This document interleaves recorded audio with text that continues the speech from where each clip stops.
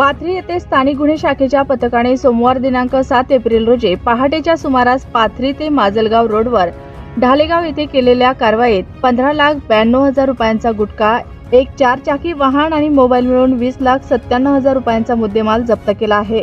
एकूण 3 आरोपींवर पाथरी पोलिसात गुन्हा दाखल करण्यात आला आहे. स्थानिक गुन्हे शाखेचे पोलीस निरीक्षक विवेकानंद पाटील यांच्या मार्गदर्शनाखाली पोलीस उपनिरीक्षक गोपीनाथ वाघमारे, पोलीस अंमलदार विलास सातपुते, विष्णू चव्हाण, सिद्धेश्वर चाटे, गजानन क्षीरसागर, मधुकर ढवळे, नामदेव डुबे, संजय घुगे यांच्या पथकाने कारवाई केली. पोलिसांचे पथक अवैध धंद्याची माहिती काढत गस्त घालत होते. या पथकाला 4-चाकी वाहनामधून अवैधरित्या गुटखा आणला जात असल्याची माहिती मिळाली. सदर माहितीवरून पोलिसांनी कारवाई करत MH28 BB 5438 या क्रमांकाचे वाहन थांबवले. सदर वाहनात 15,92,000 रुपयांचा गुटखा होता. या प्रकरणी पोलीस हवालदार विलास सातपुते यांच्या फिर्यादीवरून परवेज खान व इतर 2 अशा एकूण 3 जणांवर पाथरी पोलिसात गुन्हा नोंद झाला आहे. तपास पोलीस उपनिरीक्षक कुलकर्णी हे करत आहेत.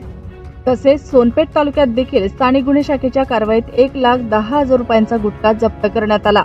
स्थानिक गुन्हे शाखेच्या पथकाने सोनपेठ पोलीस ठाणे हद्दीत नरवाडी शिवारात दिनांक 6 एप्रिल रोजी दुपारी 3:30 वाजण्याच्या दरम्यान कारवाई करत 1,10,370 रुपये किमतीचा गुटखा पकडला आहे. या प्रकरणी रामराव नरवाडे, सोनू बारखुदे यांच्यावर गुन्हा नोंद करण्यात आला आहे.